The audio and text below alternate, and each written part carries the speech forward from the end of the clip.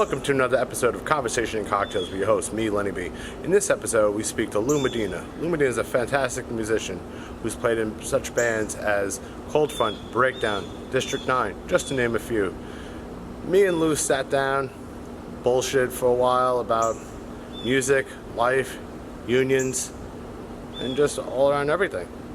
Great guy, a lot of cocktails were had, a lot of fun. So without further ado, roll that fucking footage. So Lou, we were talking the other day, and it's kind of funny because you didn't watch a lot of Spanish TV growing up, did you? I did and I didn't. Because I remember when you used to have the turn dial, right? Right, UHF. Yeah, you'd have to fucking pass by channel, what was it, 41 and 47? Yes. And you'd be like, what the fuck am I watching? You had the astrologer guy, that guy, Walter Mercado. Yeah, what was the story with that guy? He was the original tranny, that guy. Because I was like, this is either a really ugly dude or a really fucking fat chick with fucking makeup on. Yeah, it was always in the commercial breaks when my grandmother would watch the novelas. Yeah. You know, and during the commercial break, he would come on and he would do the daily horoscopes. And as a kid, I remember thinking, that's a whacked out dude. I remember that and the guy with the bug costume. Yeah. Chespirito, I think he was called. And he seemed to always have like some sort of comedy skit going. I was just like what the fuck is this? Because when I was younger, we used to, me and a bunch of guys from the neighborhood used to watch this program called A la Cama Como Cel, which was basically, you know, it translates to bed with Porcel. And he would have a hostess like every 6 months. He'd be like, you know, he would come out and he'd do his like, A la Cama, Como, introducing Miss Lily. Miss Lily had fucking like hips for days, you know, and you'd be like, you know, and as a 50-year-old boy, you know, oh shit, look at that here. Yeah. Well, I don't remember any of that, but I remember the icon, the Spanish TV icon, Iris Chacon, which was, she was, you know, like a dancer. I mean, I don't even know to this day what her talent really was, but I know that she was well endowed in the rear area. Well, Latina women usually tend to be very well endowed in the hip area. You know, it just is what it is. When you were a young boy growing up, what was the music you had around your house? It was a lot of salsa from my mom. She was, you know, would play it on the regular. That's what I grew up with, and whatever was on the radio. Back when I was a kid, it was WBLS, Kiss FM, yeah, you know, stuff like that. So it was like the early days of hip hop, you know, and as I got a little bit older, freestyle and stuff like that. And then the salsa that I grew up with. I wasn't exposed to rock music until maybe freshman or sophomore year of high school. Oh, no shit. Yeah. Like, you know, as a kid, like, you know, on the fringe, I would, you know, Pink Floyd, The Wall, and like the big stuff. But I wasn't exposed to heavy music until, you know, freshman or sophomore year of high school. All right, so you were listening to a lot of Celia Cruz with fucking Tito Puente fucking accompanying. Yes. I remember that as a kid as well. Fucking, you would stop at 41 or 47, and you're like, Celia Cruz, and Tito Puente would be there with that fucking... Right. You'd always have that fucking... You know, I mean, yeah, all right, the steel drum, but he would always have that fucking... What is it, timbales? Timbales, yeah. Yeah. He'd always have that little style, like, you're like... He's cueing the rest of the band. Yeah, you're like, right, like waiting for the one section. to drop down, you know? Like, yo, this is actually kind of fresh, you know? Like, you know... And then in the midday, they used to have like El Show de Mediodía, which was like the midday show. Yeah. And they would have all the top salsa bands of the day play like one or two songs, and I don't know if they were really playing. They may have been. No, they were definitely lip syncing. Right. They were Right. definitely lip syncing. But that's the stuff I grew up with. It's good shit. What you told me that you actually started drums late in life at 17. 17. That's really weird because I remember most people I knew who got involved with instruments started between like 11 and 14. Yeah. Was like the average ages, like 11 and 14 you'd start like whatever instrument you decide to fucking gravitate to. 17, why go to drums at 17? Well, at 15, I had a job in like the neighborhood restaurant, bussing tables, and Yeah. at that point I had been exposed to rock music, and I was like, yo, this is incredible. I need this. So I saved up money from working in the restaurant, and I bought a bass. All right. At We Buy and Sell on 48th Street. I remember them, yeah. Yes. So I bought a bass, and I played, in the bedroom, and kind of learned a little bit, and then there was another kid that worked at the restaurant that played drums. So we're like, oh, we should jam sometime. So I would go to his house after school, and we would jam or whatever, and we would take breaks, and be like, hey, can I sit behind the drum set? And he'd be like, sure. So I remember I always liked that song by Zeppelin, The Rover. Yeah, all right. And I sat behind the drums, and that opening beat, and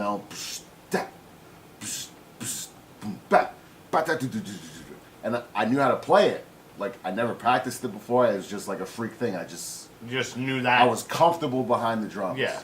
So, I'm thinking to myself, wow, this is fun, So, I eventually made the switch. There was a kid in my Spanish class he was a rocker kid that decided he was going to go full-time Guido. It was like 1988. Wait. First off, you went to Spanish class. Why? Is it a requirement? It's an easy A. Well, yeah, all right. What, was that a French? Was that a French? Yeah. Yeah. I remember that. I remember I decided to go French, and it was the worst choice I ever fucking made. I was like, French. Always go the path of least resistance. Well, I didn't know that at the time. I'm sitting there like, let's go French, because I don't want to, I was like, I sort of knew enough words, I thought, I still know enough words to kind of get by,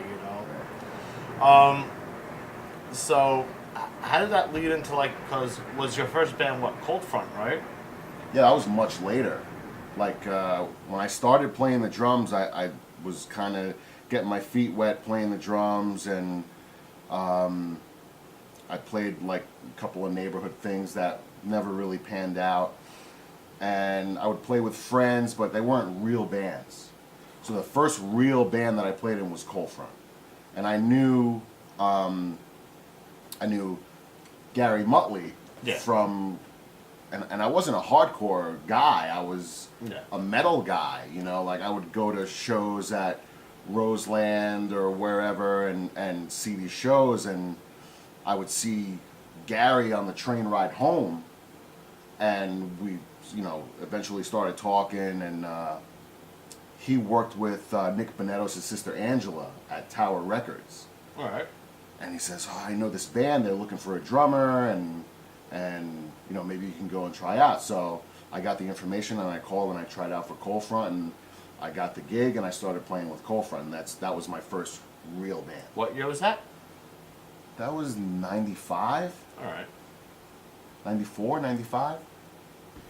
And that lasted, what, about a couple of years? It lasted a few years. Because at the same time, you also got involved with Breakdown. Right. And that was your band for quite a while there. I would say that's probably what I'm mostly known for is Breakdown. Yeah. Because I remember, I remember seeing Breakdown when it was like DeJohn, Larry, and Joe Farley. Yeah. Yeah. And he used to set all his shit up really high. Yep. And double two bass drums. Yeah. That's what I remember seeing them as. And it's funny because, like, I still remember the time I actually met DeJohn. It was like probably 1993, and we had borrowed my father's other car, which was Okay. like a citation or something. Drove to Astoria, and there was Mike with a little practice amp, just like noodling around on his Kramer. The red Kramer, yeah. Yep, noodling around on his fucking Kramer, and we're like, "The fuck is he doing?" And I look, we went over, we spoke to him, and he's like, "You gotta play breakdown, blah blah blah blah," and I was like, "All right, cool," and then years later, funny how things fucking work out, Yeah. and My intro into breakdown was kind of a metaphor for my life with Dijon going on that way forward, because I was at rehearsal with Cold Front, and he stopped by, and we're rehearsing, and we take a break, and he goes, "Hey, what are you doing Saturday?" And this is like a Tuesday, yeah. right? And he goes, "What are you doing Saturday?" I'm like, "Nothing."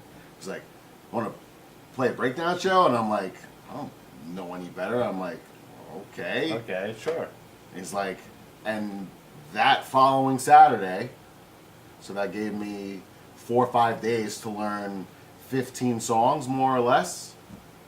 And it was a train wreck. But I mean, he took me and he threw me right in the fire.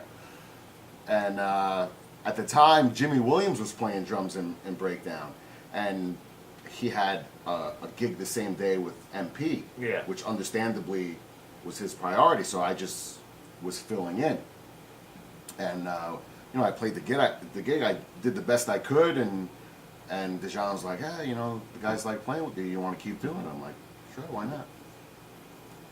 So, because I remember this point where you were kind of like doing Cold Front and Breakdown at the same time for Yes. a while, and then Cold Front kind of like disbanded or whatever it was that Right. you guys did, because you guys were like, for the mid 90s, you guys were like around for a minute.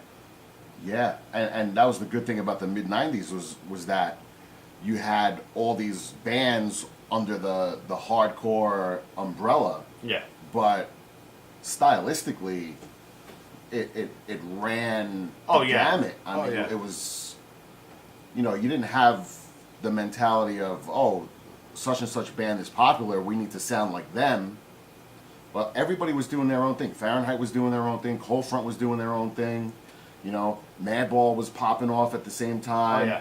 H2O. One band was completely different from the other stylistically, and that's what made that stretch of time in the mid '90s so incredible. Was that it was all under the hardcore punk umbrella. Yeah. But there were no cookie cutter bands. Everyone had their own style. Oh yeah, most definitely. I that's the one thing about the '90s I try to convey to people all the time, is that like you could have showed up to any show and there was, from top to the bottom of the bill, it was 5 different bands. Right, you had straight up hip hop acts like Roguish Armament playing, Yeah. before bands like Madball or Crown of Thorns or And it got over. That was Yeah. that was the Yeah. funny thing. It was like, it wasn't like, oh, what the fuck's this noise before fucking so and so comes on. It was like, wow, this is actually getting over. it was very open minded. Everybody was very receptive to listening to different styles and Do you all feel that that that's a little different nowadays? I do. I will admit that I'm very much out of the loop these days with, hardcore, so to speak. Yeah. But I don't think, you have the wide-ranging styles that you did. Do you think that people are afraid to take chances? I don't so much know if it's that. I think a lot of the mentality now is people see what's popular and they want to follow that path. Fair enough. Fair enough. Yeah, because I remember, especially with like when Breakdown, when you guys started playing with Breakdown, it was like, wow, this is fucking completely different than that, old Breakdown. Because it was, at the time, it was like you, Dijon, Jeff, and And Larry. And then it was, And then Harry from Cold Front. Because Larry got busy with Sub-Zero. yes. So he was doing a lot of time touring Europe and stuff like that. So Harry from Cold Front was the only logical replacement because, I mean, of all the bass players in the scene, Harry is, I mean, you could set your clock to Harry. Yeah. And he's rock solid. As rock solid a bass player as you'd ever want to find is Harry. So he was the only logical choice. Yeah, I just remember it being like, wow, you guys are fucking, Breakdown was really tight during that fucking time. I mean, it was just... Well, we took pride in being tight, and we would play on these multi-band bills, and we would more or less play the role of spoiler and we took pride in it, like, people that play music, right? It was like, oh, it's for the art. No, bullshit. I want to be better than you. Yeah. I want to make you and your band look bad. Yeah, there was I'm going to admit this right now. There was a few times where we definitely had to make, especially when we were on tour with H2O, we definitely had to make them step up to their A game. Yeah. One or two times where it was just like, yeah, all right, guys. Why are you doing it otherwise? Like, you're not on autopilot tonight. Right.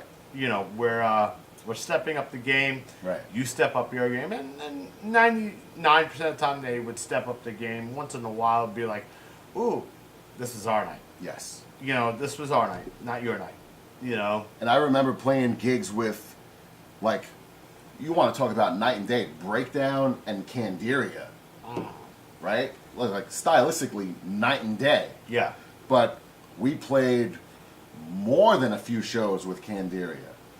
And, we did our thing and they did theirs, and it just worked. Yeah. Well, I mean, we meaning Fahrenheit, we did a few shows with Candiria here and there. Actually, we did a couple weekends with them. And I just remember, we were thinking, fuck, like the first show, we were like, yo, we gotta step it up. Like these guys are fucking bringing it here. We have, we brought it here, but we gotta, we really gotta fucking Right. step up to the fucking game and fucking get to where they are at. And Candiria was a fantastic band back in that day. Unbelievable. But they were a completely different animal. Yeah. So the Breakdown guys, we knew, right? We can't beat them at their game. No. Because those guys are like ridiculously accomplished musicians, right? So we're like, we can't beat them at their game. No. But we're going to be the best Breakdown that we could possibly be and just kill what we do. Yeah.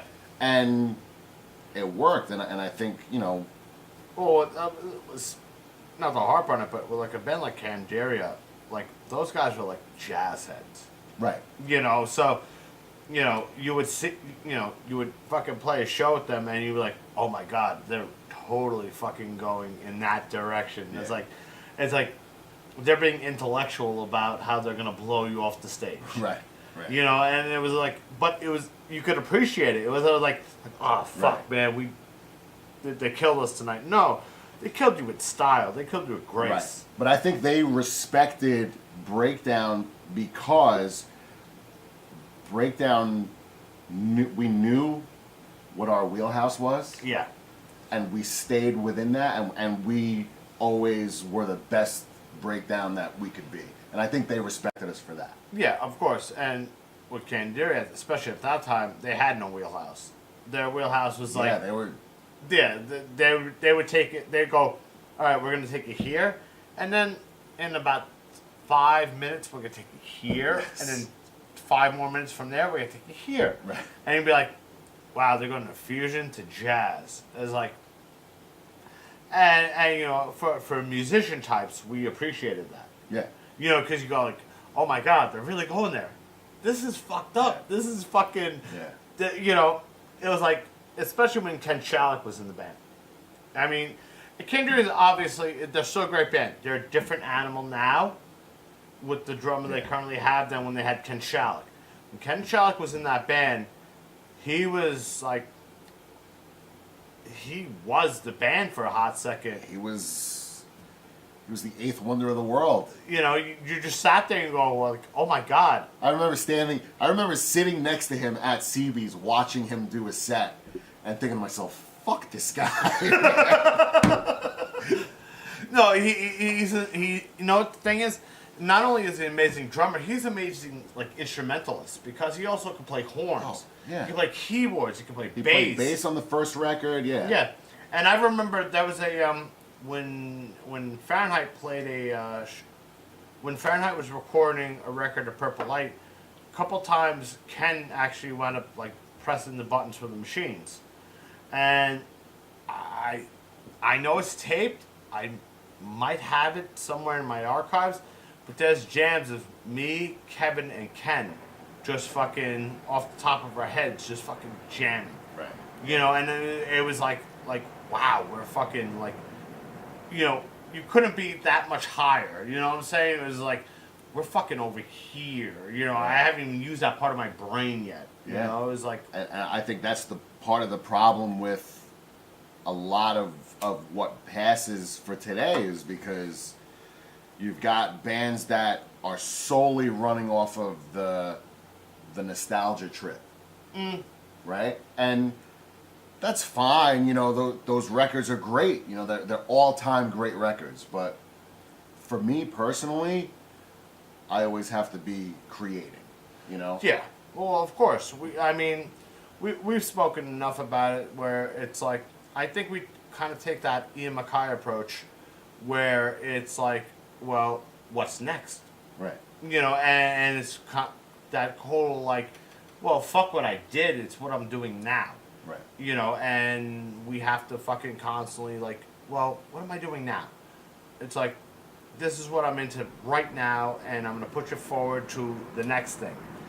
You know, and I think, you know, a lot of people get very comfortable, you know, in that whole trip where they're comfortable at what they do. That's, as a musician, you can't be comfortable at what you do. You have to go to that next level constantly. Yeah. You know, you have to go. You know, you have to go there, and it was like, I remember because I remember playing Fahrenheit. You know, you and us and Cold Front, us and Breakdown shared a lot of the same stages. Oh yeah. A ton of the same stages, and you know, we had some extremely fantastic bands playing between us and over us, under us, and it was like, wow, you know, everyone was just challenging each other to fucking be better. Right. You know, and I remember the first time we got to play was we did a weird fucking Paulie's Turkey band. Yes. You know, because I remember you were like starting to play bass, which was... I was starting to play bass, yeah, because I had started my family and the drum thing, I was a little burnt out on it. Yeah. So I went back to my first instrument, which was bass, and I was playing at home, and you messaged me one day because I had posted a picture of this bass that I got. You were like, "Oh, that's a nice bass. You want to jam?" Yeah. I'm like, "Yeah, I'll jam," because I'm always open for anything.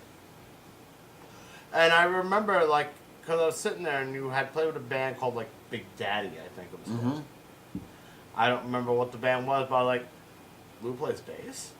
Really? Yeah, Big Daddy was like a rock, like a funk rock band, and their bass player at the time had moved to Italy, and my friend Clay Parker had called me and he goes, you know, my friend John's looking for a bass player, and I think you might be perfect. And that was right around the time where I was burnt out on the drums. I wanted to start playing bass again, and I was down for anything. So I went down and I jammed with those guys, and it was fun. And if it's fun, I'm in. Yeah. The minute it stops being fun, I am gone. I'm like a ghost. Yeah, well, when it becomes like jobbish, and that's especially at the stage of the game where we're getting older, you know, when it becomes jobbish, we've been there already. We've all been there already. Where it's like, all right, especially in the 90s, where I think we were all trying to like, all right, if I keep pushing, I could probably make a living at this. Right. You know, and the 90s were there was no glass ceiling. Right. There was no ceiling at all, in fact. It was just like, all right, let's just keep pushing, and, you know, and everyone was able to make enough money to pay for the rehearsal space, pay for a couple things, maybe a couple bills, you know, just more cell phones, you know, so I was like, all right, we can do this. And I remember just reaching out to you and being like, hey, we got, you know, trying to do something else. And you came down, you played bass, and it was me, Caesar, and Pete. And we only did one show. You know, but it was a fun show. I think at some point in the show, you went back on drums and Pete went up playing bass. There was one song. At the show, no. I don't know if that was at the show, but at rehearsals, that probably definitely happened. Possibly. I for some reason... The show went by really quick. Well, yeah. I remember we played... Dijon had a band with Rebecca. Rebecca... And Harry. And Ray Green. Yes. Laws of Gravity. Yes. And they were a very interesting band. I will say that much. And it was like, all right, let's play. And it was like, wow, this is like weird because we're not playing heavy music. Right. You know, it was like completely like, we were all out of our comfort zones. We were all out of like what we were known for fucking doing.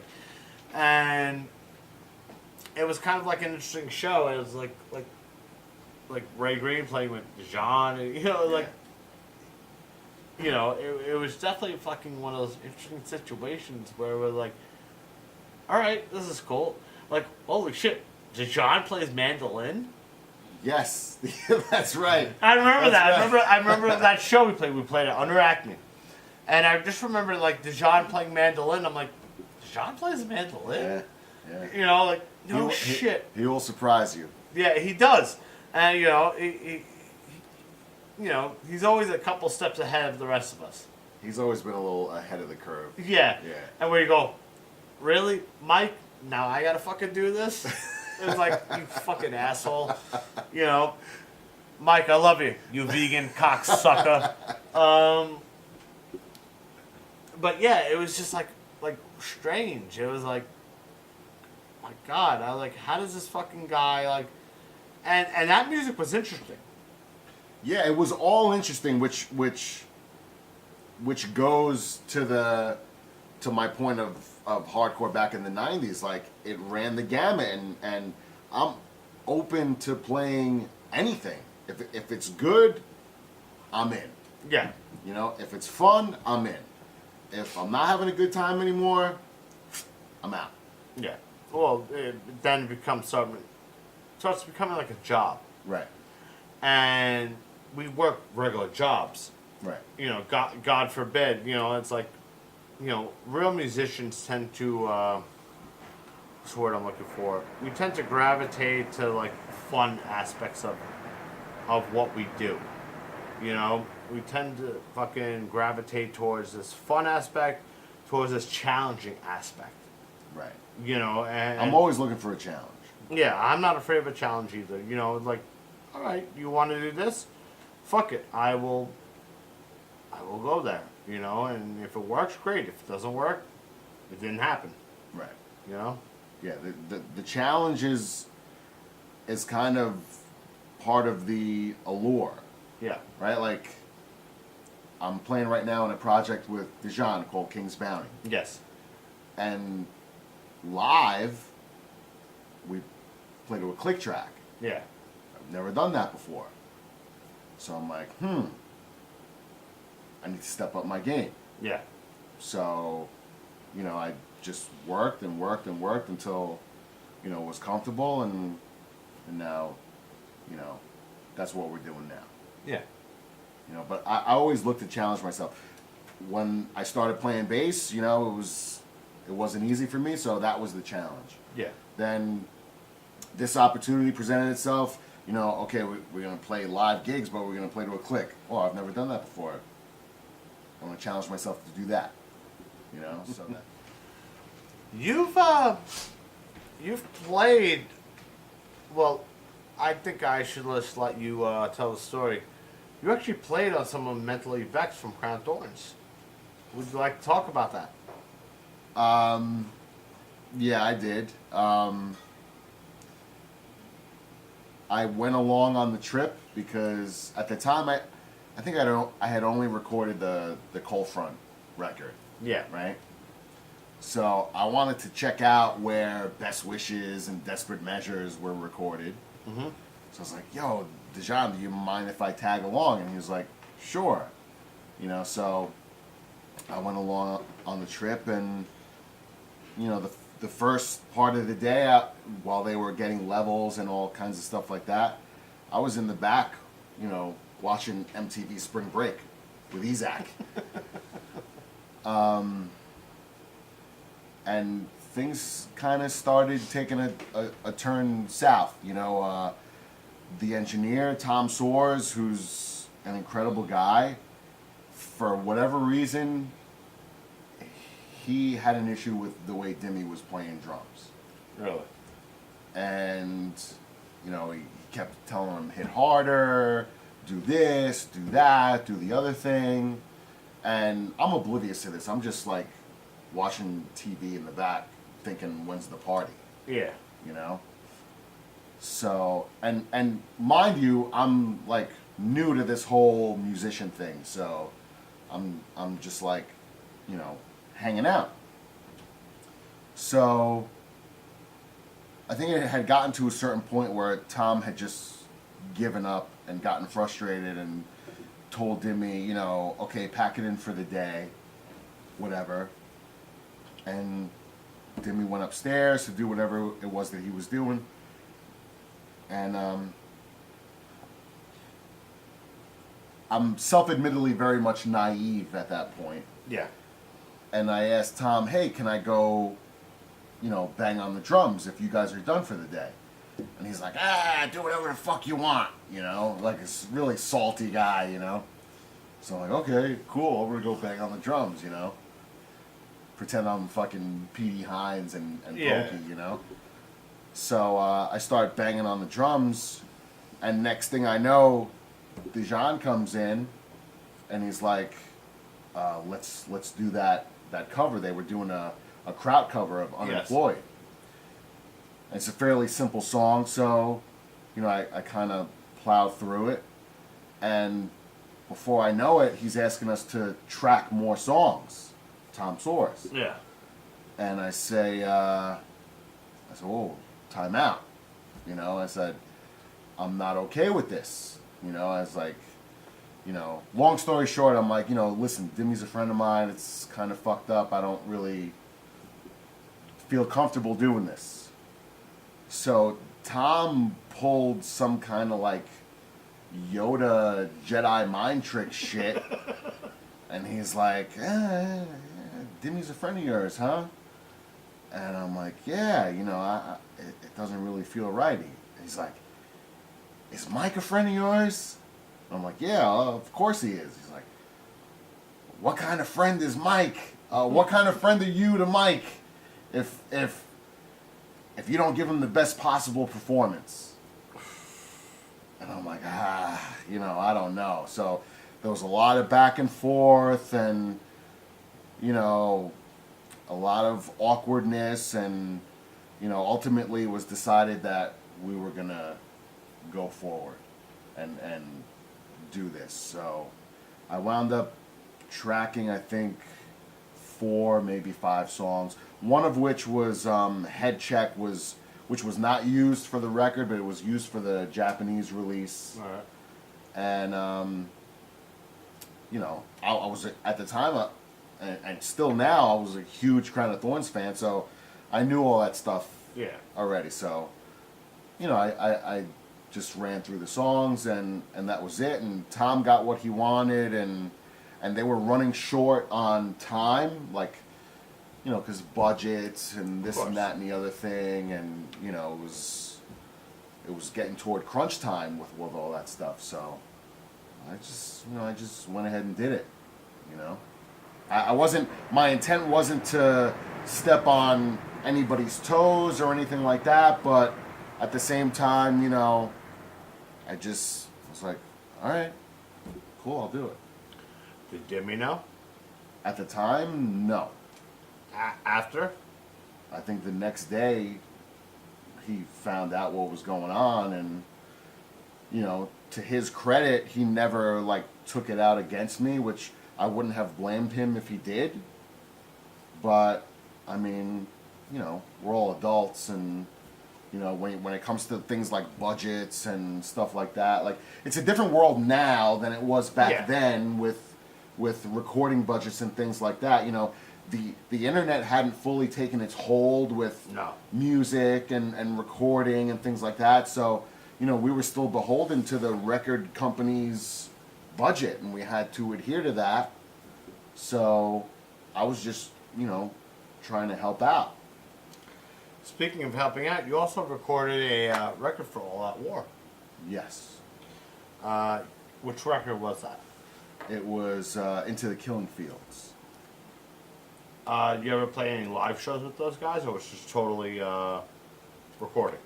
I did live shows with them, yeah. You did? Yeah. How was that, and when was that recorded? Into the Killing Fields was recorded, I think, 2010, give or take a year. My memory's, you know, the older I get, a little fuzzier. But Yeah, of course. 2010, more or less, we recorded that record. Was that an easy record for you? It was easy for me because I was involved with the entire writing process. Okay. So it was easy, and then everything was done to a click.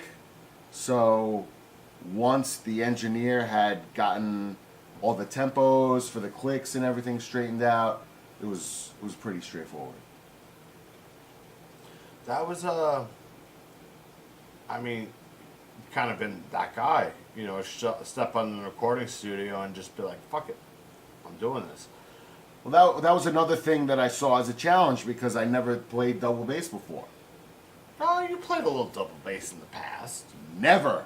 Bullshit. Never. I never played double bass until All Out War. No kidding. Never. Well, you did a fucking good job then. Well, it took a while because I had the conversation with Score, you know, would you consider doing this? And I remember the conversation said, well, if you buy me the double bass pedal, then I'll get up to speed and I'll do the shows and, you know, whatever is entailed afterwards. So Do you still have that double bass pedal? I still do have that double bass pedal. My Score, fuck you. It wasn't that long after that. I remember, because I was playing District 9 at the time, and I guess we decided to do it again. Okay. You know, and it was one of those things where it was like, all right, hey, Lou, we're doing District 9 again, you want to get down? We were like, sure. And that was a whole other fucking situation because there was a lot of rehearsing in your basement, getting completely shit-faced. Yes. You know, There may or may not have been trampolines involved that belong to my children, but I can neither confirm or deny. I'll confirm it. I remember the one time me and Caesar showed up. This is when Todd. We did like 2 or 3 rehearsals up in your basement. Yeah, good times. Yeah, oh, it was great times. And a couple times I think we either did it with or without Todd. So it was just me and Caesar. Right. And we showed up with like 2 fifths of Jack Daniels. one of which we finished before rehearsal was over, and we started getting into the next thing. And me being the asshole I am, I'm like, ooh, trampoline. Started jumping on the trampoline. And Caesar had said, well, like, I saw you take a knee. I knew it was over for you. And I actually I went to you and your wife's bed and made myself comfortable. Yes, and we didn't see you till the next morning. No. I wound up puking all over the bathroom. I cleaned it up. You had me make you coffee. Well, yeah, that was another And then thing. you were like, fuck your coffee, and went right back to bed. Well, yeah. The wife was up there. She's like, you want coffee? I was like, sure, make a cup of coffee. And she made the cup of coffee. I was like, I don't want your fucking coffee. Fuck you. But we got a lot of work done. We did get a lot of work done. We got a lot of work done, and But that was very painless. no, I think at that point we at that Before we had even played a note in my basement, yeah. it was already 90% there. Yeah, of course. I mean, when we did that South Bronx Memoirs EP, Right. I mean, I remember that being probably the fastest thing I've ever done. Yeah. We went up in there and we probably, I think you were done in like an hour and change, and then me and Caesar were done between the two of us about like 2 hours. Yeah. Because you left as soon as you were done, you're like, bye. Yes. You know, you were like, bye, and you didn't even watch us play. Me and Caesar play. That's my MO. Like, if I have to track drums, I track them, and see you later. I'm gone. And you were gone. And me and Caesar, I think, took maybe 2.5 hours between the both of us to do all our tracks. And we are like, holy shit, we're done. Yeah. I like, and that's another thing. And not for nothing, Len Carmichael, to his credit, he got amazing sounds Of course, yeah. right off the bat. So it was literally painless. I set up the drums, we got levels, he got tones, he worked whatever magic on the board he worked, and okay, let's go. First song, done. Second song, done. Third song, done. And now I'm like, okay, I'm almost out of here. You know, fourth song, fifth song. Okay, Yeah. see you guys later. Bye. And for me and Caesar, it was a relatively painless recording. I mean, I think altogether, I think it was like 5 hours Yeah. for like 4 songs, and it was like, holy shit. And that's another thing, like doing homework. You know, like Don't get me started on homework. no, well, I mean, just to let everyone know before we even go any further, I've gotten quite a few emails about this. Me and Lou are not in the current lineup of District 9. It's Mike's band. He does what he wants. And we'll leave it at that. You know, we wish him the best of luck. God bless. But at the end of the day, when we did that, it was like 5 hours of just tracking. And it was like, holy shit, we did a lot of fucking work in 5 hours. Yeah, but it went by like that. Yeah, it really did.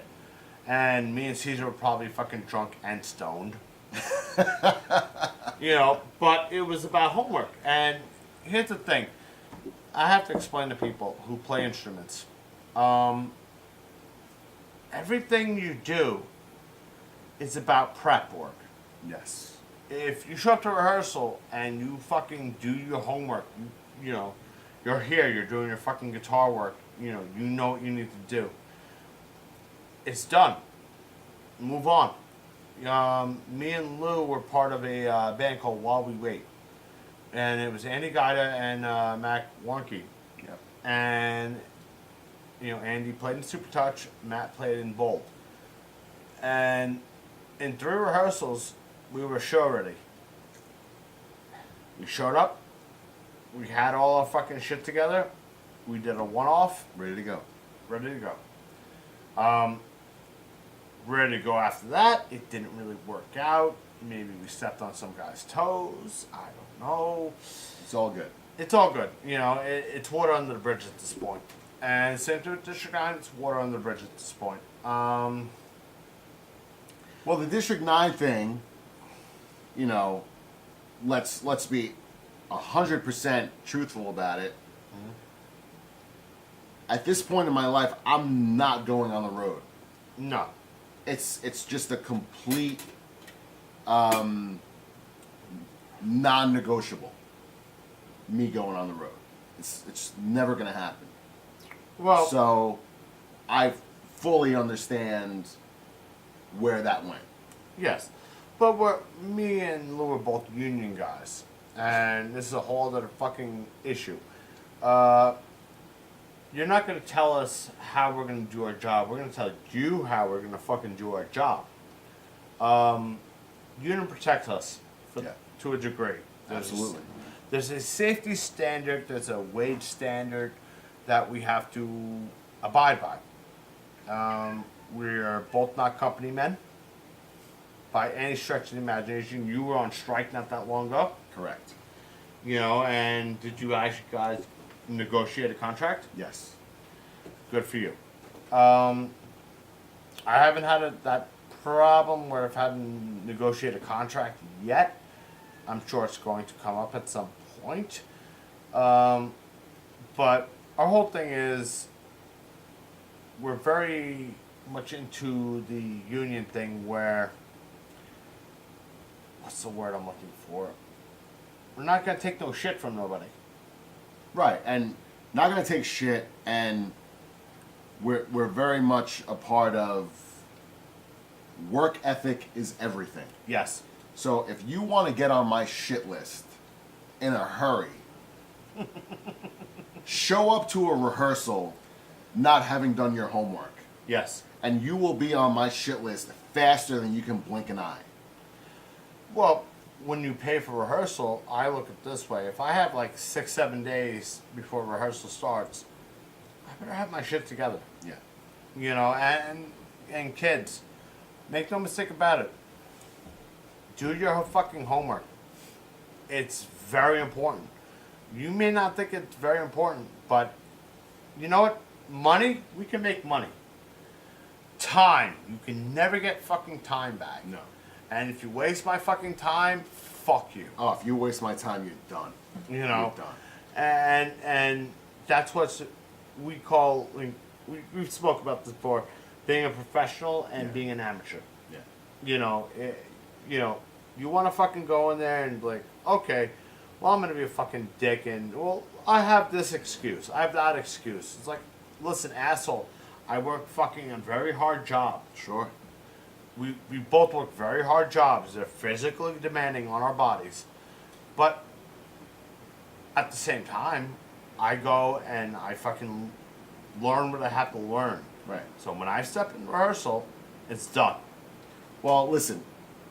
Fact of the matter is, learning material to play musically, Yeah. that's not work. Not really. No. It's, you put the time in and you learn your shit and you're ready to go. It's common courtesy, to, like, I play in cover bands from time to time, and there's one guy in particular that I play with every so often, and I make sure that I know the shit going in. Yeah. So he says to me, thanks for doing your homework. That's the least you can do. Yeah. Just know your shit going in. Of course. We come from the hardcore world. Yeah. And this hardcore mystique is like, part of the charm is like you barely know how to play your instruments. Okay, fine. That may be the case going in. But fuck that. Like, you be the best that you can Of course. going forward. If you're not progressing and being the best that you can be, there's nothing romantic about sucking at your instrument. You put the work in and you do your thing and you get better at what you do. I don't subscribe to that, to the idea of, it's punk, it's hardcore, it's it's okay to be sloppy. No, fuck that. No. That's a cop-out. To me, that's always been a cop-out. Like, oh, well, I have this, and this going on. It takes but mere moments to fucking, all right, fine. Everyone has their own separate thing. But it takes mere moments to learn what you have to learn. Right. It's not that fucking hard. Not at all. So you just got back because you've been on a hiatus as far as drums go. Yes. You're playing with Dijon again with his band King's Bounty. Fuck you, Dijon. Fuck you. Fucking Cyclops. Fucking Greek asshole. Greek, Malta, whatever. It's all the same shit. You're in that fucking part of the world. I love you, Dijon. Fuck you. But yeah. Tell us about this band he's got going, King's Bounty? King's Bounty is a band that Dejan's got going on with a vocalist. His name is Q, and it's you know, not hard. It's heavy music, but it's not hardcore, and No. and the songwriting and everything is incredible, and you know they've done some stuff, and the songs are like, as far as songwriting goes, Yeah. it checks off all the boxes. So Dejan started telling me about this kind of stuff about a year ago, and he's like, oh, I'm doing this thing, and he would send me tracks, and I'm like, oh, it sounds great, you know, keep going with it. And they had some difficulties with drummers, and about 3 months ago, he called me up, and he totally expected me to say, no, I can't help you. Mhm. And you know, the stars aligned, and he's like, you know, can you help us play some local shows? And I'm like, okay, I'll do it. You know, and again, the challenge, because I'm always up for the challenge. The challenge now is playing to the click live, Yeah. because instrumentation wise, you know, there's some backing vocals and some keys in the background, Yes. which require me to play to the click, which I've never really done before. But I said, sure, you know, I'm up for the challenge. And you know, I'm a firm believer in, if it's not fun for me, I'm out. Yeah. But when I got together with these guys for the first couple of rehearsals, after getting all the material, you know, it's painless, you know, and everybody does their homework, which is very endearing to me. Yes. You know, everybody's done their homework, and everybody's ready to go, and you know, I've done my homework with rehearsing to the clicks at home, and you know, everybody's really chill. Nobody's on any kind of like bugged out shit. So, you know, if it's fun for me, I'm in. And right now, it's a good time. So, I'm in. Your son has been taking drums. Yes. I mean, he's, from what I've seen and what I've heard, he's doing all right. He's amazing. No thanks to me. What is he, 12 now? He's 12. He's 12. When he gets 17, he's going to be a bad motherfucker. He is. You know? No thanks to me, because the old man doesn't know what he's talking about, so he wants nothing to do with the old man. What do you hope for him?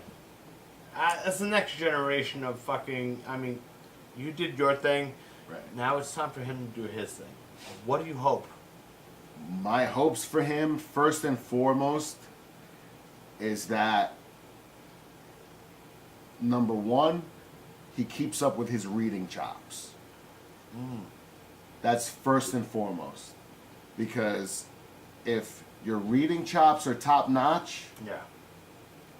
you can make a living playing music professionally if your reading chops are up to par. So that's my first and foremost hopes for him. Secondly, he's been around this his whole life. Yeah.